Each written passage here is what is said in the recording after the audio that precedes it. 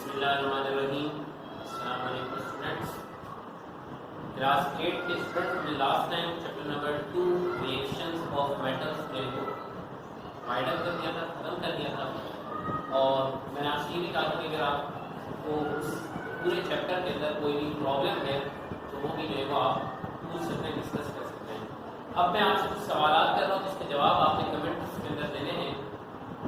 सवाल ये है कि वो कौन सा मेटल है कि जो कि ज़मीन की सरफेस के अंदर अर्थ क्रस्ट है उसके अंदर सबसे ज़्यादा जो अबंडेंट मेटल है कौन सा है?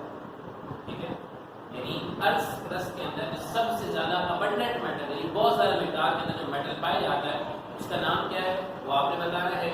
और दूसरी बात ये कि स्मेल्टिंग क्या प्रोसेस होता है। ठीक है, हमने जब एक्सट्रैक्शन ऑफ आयरन पढ़ी थी हमने आपको बताया था कि स्मेल्टिंग क्या होता है, तो आपने ये बताना है कि स्मेल्टिंग जो है क्या होता है। बेटा इसके बाद हमारे पास तीसरा चैप्टर हम शुरू करने जा रहे हैं, उसका नाम है वर्क एंड एनर्जी। ये चैप्टर जो है फिजिक्स से रिलेटेड है, तो सबसे पहले हमें पता होना चाहिए कि फिजिक्स क्या होती है। ये तो हम जानते हैं कि फिजिक्स है वो ब्रांच ऑफ साइंस है। इसमें हम क्या पढ़ते हैं, इसमें हम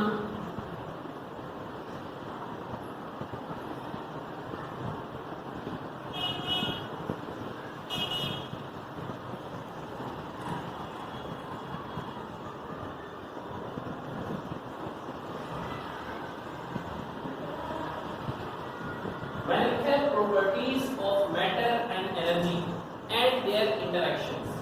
यानी फिजिक्स की ब्रांच के अंदर, साइंस की ब्रांच के अंदर हम मैटर की प्रॉपर्टीज को देखते हैं कि मैटर की क्या क्या प्रॉपर्टीज होती है। मैटर हम जानते हैं कि मैटर हर वो चीज जो वजन रखती है, जगह घेरती है, मैटर कहलाती है।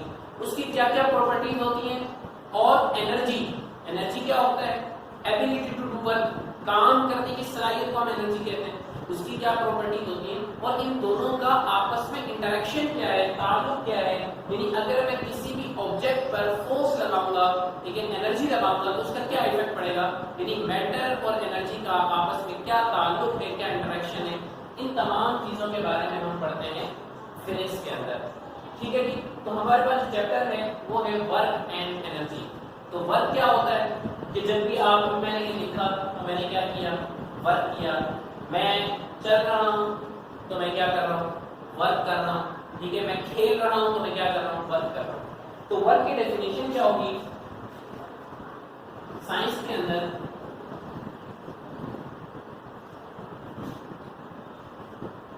when force is used to make something move। Work क्या होता है कि अगर मैं किसी भी ऑब्जेक्ट पर फोर्स लगाता हूं और वो मूव कर जाती है, मैं किसी भी ऑब्जेक्ट पर फोर्स लगाता हूं और वो मूव कर जाती है, तो हम क्या कहते हैं कि क्या हुआ है, वर्क डन हुआ है। ठीक है, इसका फार्मूला होता है वर्क डन का फार्मूला है फोर्स मल्टीप्लाई बाय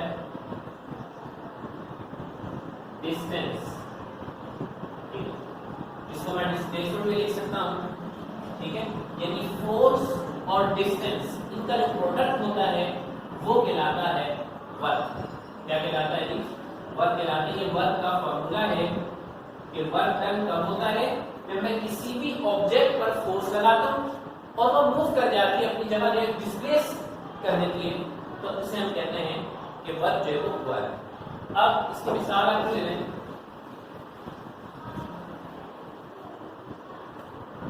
कि मिसाल के तौर पर मेरे पास एक ऑब्जेक्ट है, ठीक है, यहां पर मौजूद है। अब मैं इस पर फोर्स लगाता हूं, मैं इस पर फोर्स लगा रहा हूं और ये मूव कर जाती है। यहां पे मैंने इस पर फोर्स लगाई, मैंने फोर्स कितनी लगाई, मैंने फोर्स लगाई 10 न्यूटन। मैंने फोर्स लगाई 10 न्यूटन और इसने जो डिस्टेंस तय किया, वो किया 5 मीटर्स का। ठीक है, ये मेरे पास एक ऑब्जेक्ट है, कोई भी ऑब्जेक्ट, मैंने इस पर फोर्स लगाई, इसको जो है वो कितनी फोर्स लगाई, 10 न्यूटन।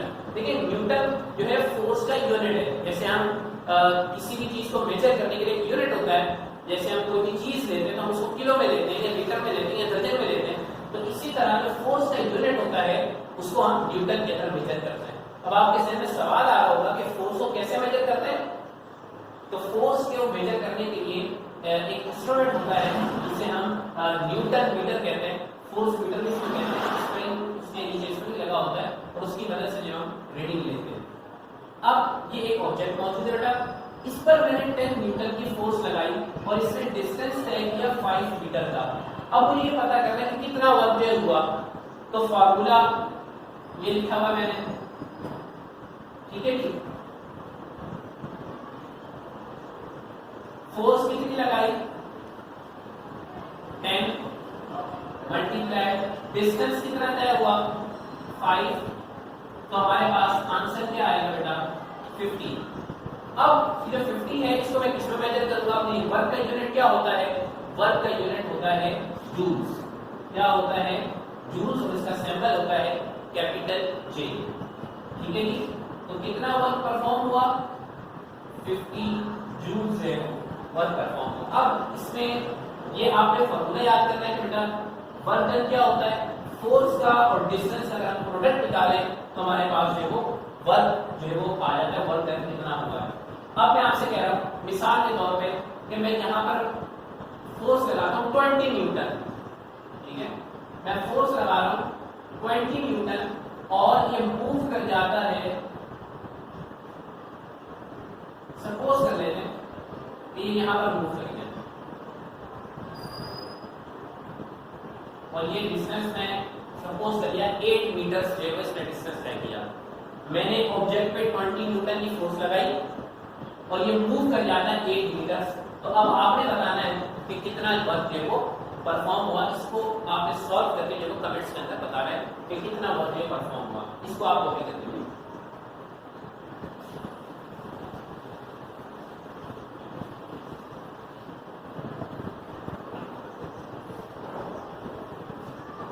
इसके बाद ये तो हो गया वर्क। अब हम आते हैं एनर्जी पर।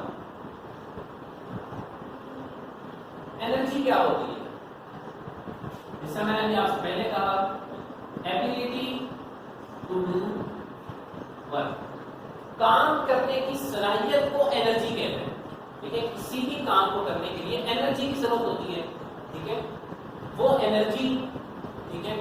अब जैसे मैंने ऑब्जेक्ट जो मूव किया तो उसमें मैंने फोर्स लगाई, दरअसल मैंने क्या प्रोवाइड की, उसको मैंने एनर्जी प्रोवाइड की। अब एनर्जी का यूनिट क्या होता है, एनर्जी का यूनिट भी जूल होता है, एनर्जी का यूनिट भी जूल होता है, वर्क का भी यूनिट जूल और एनर्जी का यूनिट भी जूल। अब हमें कैसे पता चले कि जो हम फूड खा रहे हैं, जो ग़िज़ा लेते हैं, टेक करते हैं, उससे हमें कितनी एनर्जी जो मिलती है। तो आपने वर्क किया होगा, आप कोई भी जो फूड पैकेजिंग है उसका जो रैपर होता है उस पर न्यूट्रिशनल इंफॉर्मेशन का एक पूरा चार्ट बना होता है, उस पर लिखा होता है कि इसमें कार्बोहाइड्रेट्स इतने हैं, इसमें ये फैट्स इतने, और एक टोटल अमाउंट जो है वो बताई गई होती है कि इसके अंदर कितने जूल जो है वो एनर्जी मौजूद होती है, ठीक है। तो आमतौर पे यूनिट जो है किलो जूल के अंदर भी होती है, ठीक है। तो 1 किलो जूल, इसका मतलब है इसमें 1000 जूल जो है मौजूद होते हैं। तो आमतौर पे जो आप पैकेजिंग के ऊपर लिखा होता है उसमें जूल्स में नहीं की होती बल्कि एनर्जी किलो जूल के अंदर की होती है। तो 1 किलो जूल किसके बराबर होता है बेटा, 1000 जूल के बराबर होता है। और 1 किलो जूल से बड़ा भी जो है वो यूनिट होता है एनर्जी का, वो होता है मेगा जूल। और ये किसके इक्वल होता है, ये होता है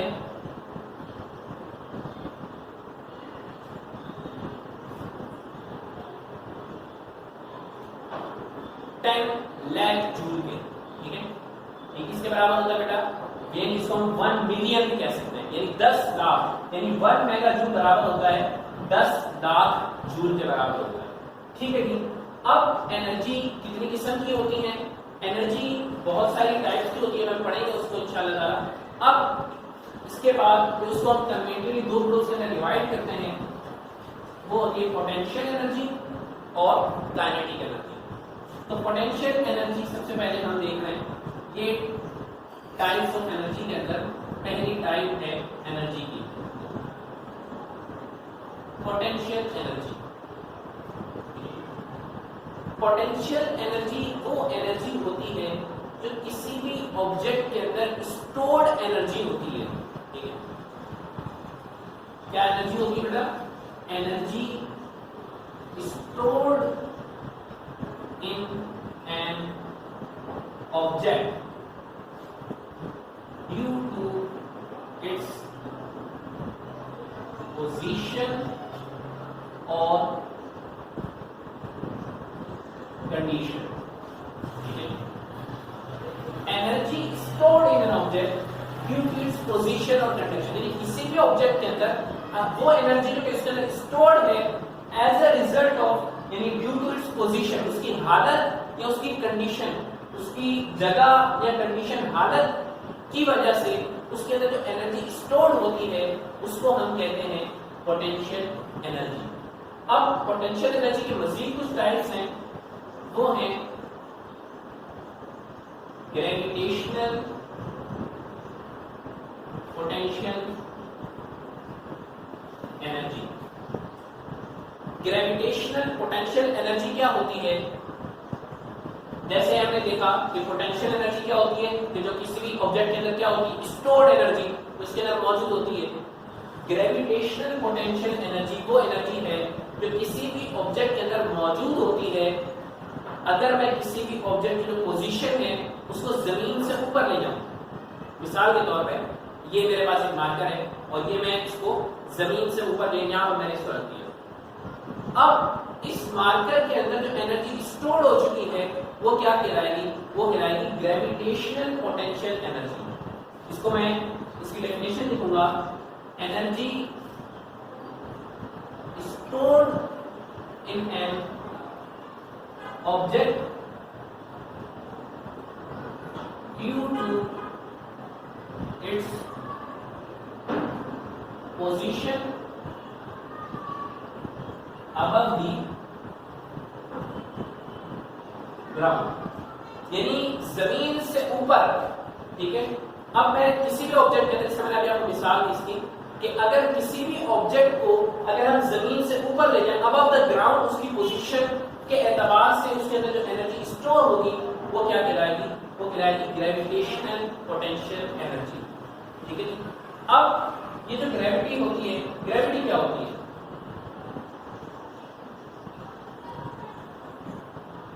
ग्रेविटी को डिफाइन करेंगे फोर्स ऑफ अट्रैक्शन।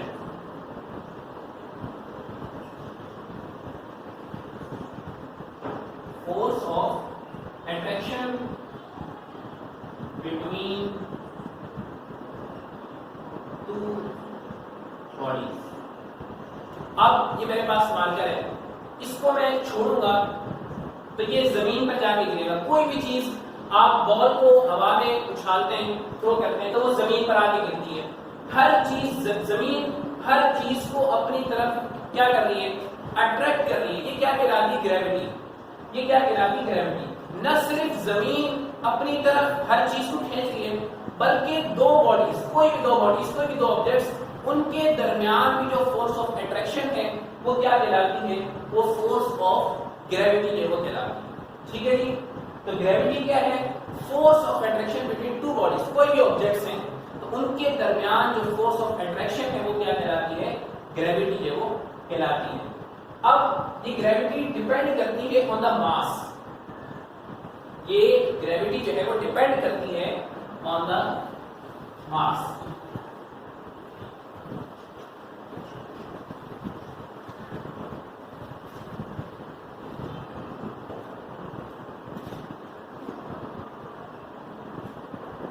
मैंने कहा ग्रेविटी डिपेंड करती है ऑन दी मास। मास क्या होता है? Quantity of matter present in an object, यानी किसी भी ऑब्जेक्ट के अंदर जो मैटर की क्वांटिटी है उसको हम कहते हैं मास। ठीक है जी। अब जितना ज्यादा मास होगा, और सुनिएगा, जितना ज्यादा मास होगा उतनी ज्यादा फोर्स ऑफ ग्रेविटी होगी। अब मिसाल देता हूं, मेरा दो ऑब्जेक्ट्स हैं, ये एक मार्कर है और एक ये बोर्ड रेजर है। अब आपने अगर गौर करें इसमें किसका मास है वो ज्यादा है, इस बोर्ड रेजर का मास। तो अब मैं इसको फेंकूंगा और इसको फेंकूंगा, ठीक है।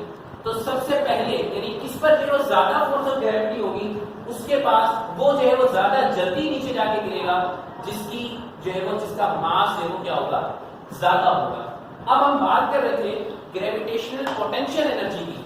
तो अगर किसी चीज का मास ज्यादा है और हमने उसको अबव द ग्राउंड हम ले गए, तो इसका मतलब उसके अंदर ज्यादा ग्रेविटेशनल पोटेंशियल एनर्जी जो स्टोर होगी as a result of as compare to other, ठीक है। अगर दूसरे के मुकाबले में, मिसाल के तौर पे एक ऊंचा पहाड़ है और उसके ऊपर दो पत्थर जो मौजूद है, एक छोटा पत्थर और एक बहुत जरा बड़ा पत्थर, तो आपके ख्याल में किसके पास ज्यादा जो है पोटेंशियल एनर्जी मौजूद होगी, किसके पास, बड़े वाले जो स्टोन है उसके पास, क्योंकि उसका मास क्या है, ज्यादा है। जितना ज्यादा मास होगा उतनी ज्यादा greater the mass greater the force of gravity. जितना ज्यादा मास होगा उतनी ज्यादा क्या होगी, फोर्स ऑफ ग्रेविटी की ज्यादा होगी। तो ये था बेटा ग्रेविटेशनल पोटेंशियल एनर्जी। यानी पोटेंशियल एनर्जी की एक टाइप थी ग्रेविटेशनल पोटेंशियल एनर्जी। इसके बाद हमारे पास आती है इलास्टिक पोटेंशियल एनर्जी। क्या थी, elastic potential energy. Potential energy क्या होती है, जो किसी भी ऑब्जेक्ट के अंदर स्टोर्ड एनर्जी होती है। इलास्टिक पोटेंशियल एनर्जी वो एनर्जी है कि वो एनर्जी जो किसी भी ऑब्जेक्ट में स्टोर्ड होती है, जब हम उसकी शेप को चेंज करते हैं, उस ऑब्जेक्ट को खींच के या फिर उसको पुल करके या पुश करके, ठीक है, खींच के या फिर धकेल के। इसकी मिसाल जो है, मेरे पास एक इलास्टिक बैंड मौजूद है और मैं उसको स्ट्रेच कर रहा हूं, तो स्ट्रेच करने के नतीजे में उस रबर बैंड के अंदर जो एनर्जी स्टोर्ड होगी वो एनर्जी कौन सी होगी, वो एनर्जी होगी elastic potential energy. Energy stored in an object by being pulled or pushed। यानी किसी भी ऑब्जेक्ट के पुश करने पे या पुल करने पे जो उसकी जाहिर शेप चेंज होगी, डिफॉर्म होगा, उसके अंदर जो एनर्जी स्टोर होती है वो क्या कहलाती है, वो कहलाती है इलास्टिक पोटेंशियल एनर्जी। ठीक है, आपने गुलेल देखा है, आप उसको खींचते हैं, ठीक है, स्ट्रेच करते हैं, तो उसके अंदर कौन सी एनर्जी स्टोर हो जाती है, वो एनर्जी कहलाती है इलास्टिक पोटेंशियल एनर्जी। ठीक है, इसके बाद जो हमारे पास तीसरी एनर्जी है, तीसरी टाइप है पोटेंशियल एनर्जी की, वो है केमिकल एनर्जी। केमिकल एनर्जी कौन सी एनर्जी है, वो एनर्जी जो कि स्टोर्ड होती है केमिकल कंपाउंड्स के अंदर। ठीक है, energy stored in the bonds of chemical compounds। वो एनर्जी जो कि स्टोर्ड होती है केमिकल कंपाउंड। केमिकल कंपाउंड क्या है, मिसाल के तौर पे हम जो अपनी ग़िज़ा हासिल करते हैं, ग़िज़ा लेते हैं, उसमें एक कार्बोहाइड्रेट जो है वो एक अहम कॉन्स्टिट्यूएंट हमारी फूड का, C6H12O6 कार्बोहाइड्रेट्स, इसका ग्लूकोज का फार्मूला है। अभी जो केमिकल कंपाउंड बना है ये बॉन्ड्स के नतीजे में बना है, यानी कार्बन में हाइड्रोजन के साथ ऑक्सीजन। अभी इसमें बहुत सारा, अब मैं आपको इसकी सिंपल सी मिसाल देता हूं, जैसे वाटर है H2O, तो इसका जो स्ट्रक्चर है यानी किस तरह से हाइड्रोजन और ऑक्सीजन के दरमियान जो बॉन्डिंग है वो कैसे होगी है ऑक्सीजन, ये एक सिंपल स्ट्रक्चर है H2O का, ठीक है। अब ये जो बॉन्ड्स हैं, ये बॉन्ड्स इनके अंदर जो एनर्जी स्टोर्ड है वो कहलाती है केमिकल एनर्जी। तो इसी तरह जो ग्लूकोज का फार्मूला है, इसके अंदर जो कार्बन हाइड्रोजन ऑक्सीजन का जो कॉम्बिनेशन है वो किस तरह से आपस में जो जुड़े हुए बॉन्ड्स के नतीजे में वो एनर्जी जो उन बॉन्ड्स के अंदर स्टोर्ड हुई है वो कहलाती है केमिकल एनर्जी। अब आप जो सेल इस्तेमाल करते हैं इलेक्ट्रिक सेल्स, ठीक है, उनके अंदर क्या मौजूद होती है बेटा, केमिकल एनर्जी स्टोर होती है। हम खाना जो खाते हैं उसके अंदर भी क्या मौजूद होती है, केमिकल एनर्जी जो है वो स्टोर्ड की होती है जो कि हम इस्तेमाल करते हैं। इसके बाद जो लास्ट टाइप है पोटेंशियल एनर्जी की, वो कहलाती है न्यूक्लियर एनर्जी।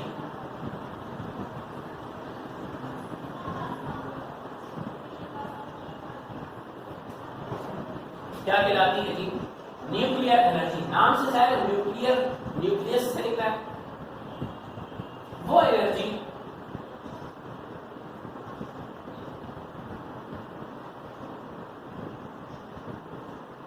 जो कि स्टोर्ड होती है न्यूक्लियस के अंदर। न्यूक्लियस से आप वाकिफ हैं, क्लास 7 के अंदर तीसरा चैप्टर जो था पीरियोडिक टेबल, उसके अंदर आपने एटम का पूरा स्ट्रक्चर देखा। तो एटम के सेंटर का जो हिस्सा होता है जिसमें प्रोटॉन और न्यूट्रॉन मौजूद होते हैं उसको हम न्यूक्लियस नाम देते हैं। वो एनर्जी जो किसी भी एटम के न्यूक्लियस के अंदर स्टोर हुई होती है उसे हम क्या कहते हैं, न्यूक्लियर एनर्जी जो है उसे कहते हैं। ये जो न्यूक्लियर रिएक्शंस होते हैं ये दो तरह के होते हैं, एक कहलाता है न्यूक्लियर फिजन, एक कहलाता है न्यूक्लियर फिजन।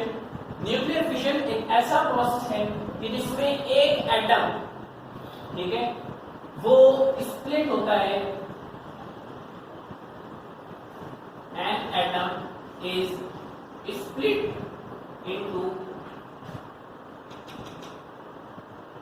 टू और मोर स्मॉलर एटम्स, ठीक है। न्यूक्लियर फिजन एक ऐसा प्रोसेस होता है कि जिसमें एक एटम स्प्लिट होता है, टूटता है बहुत सारे छोटे स्मॉलर एटम्स के अंदर, इसे हम कहते हैं फिजन। और दूसरा प्रोसेस कहलाता है न्यूक्लियर फ्यूजन। इसमें क्या होता है, इसमें इसका अपोजिट है। यहाँ पे क्या हो रहा है, एक एटम स्प्लिट हो रहा है, टूट रहा है दो या दो से ज्यादा एटम्स के अंदर। यहाँ पर दो या दो से ज्यादा ये स्मॉलर एटम्स कंबाइन होकर एक लार्ज हैवियर एटम जो फॉर्म करते हैं, इस प्रोसेस को हम नाम देते हैं न्यूक्लियर फ्यूजन का। तो मैं यहाँ लिखता हूँ टू और मोर smaller atoms fuse to form a larger heavier atoms, ठीक है। अगर दो या दो से ज्यादा स्मॉल एटम्स जो है वो कंबाइन होके फ्यूज होके एक लार्जर हैवियर एटम जो फॉर्म करें, इस प्रोसेस को हम कहते हैं न्यूक्लियर फ्यूजन। अब इसका इस्तेमाल कहां पर होता है, ये जो न्यूक्लियर फ्यूजन रिएक्शन है, आप ये जो पावर स्टेशन होते हैं जहां से इलेक्ट्रिसिटी प्रोड्यूस हो रही होती है, वहां पर ये न्यूक्लियर फ्यूजन जो प्रोसेस इस्तेमाल होता है। आप जानते हैं कि इलेक्ट्रिसिटी जो है वो बिजली जो है वो पानी से बनती है, ठीक है। यहाँ पर जो यूरेनियम एटम इसमें इस्तेमाल होता है यूरेनियम, ये वो यूरेनियम एटम है जो कि एटम बम्स के अंदर भी इस्तेमाल, एटम बम के अंदर भी इस्तेमाल होता है यूरेनियम। इसके अंदर क्या होता है, न्यूक्लियर फिशन का प्रोसेस होता है, ये यूरेनियम स्प्लिट होता है, ठीक है, दो या दो से ज्यादा स्मॉलर न्यूक्लियाई के अंदर जो वो स्प्लिट होता है। ये जो इसमें इलेक्ट्रिसिटी के अंदर जो पावर प्लांट्स होते हैं उसके अंदर इस प्रोसेस को जो है वो इस्तेमाल किया जाता है। न्यूक्लियर फ्यूजन जो है इसकी मिसाल सन है। सूरज के अंदर जो है वो नेचुरली अकरिंग है वो न्यूक्लियर फ्यूजन का जो प्रोसेस है वो हो रहा होता है। उसमें क्या होता है, उसमें हाइड्रोजन के एटम जो है वो कंबाइन होते हैं और वो हीलियम जो है वो फॉर्म करते हैं।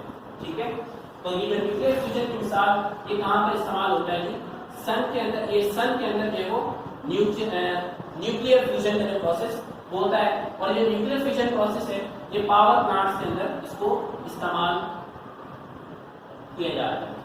ठीक है जी, ये था आज का हमारा टॉपिक, जिसमें हमने पोटेंशियल एनर्जी की टाइप से ही वर्क और एनर्जी को देख लिया।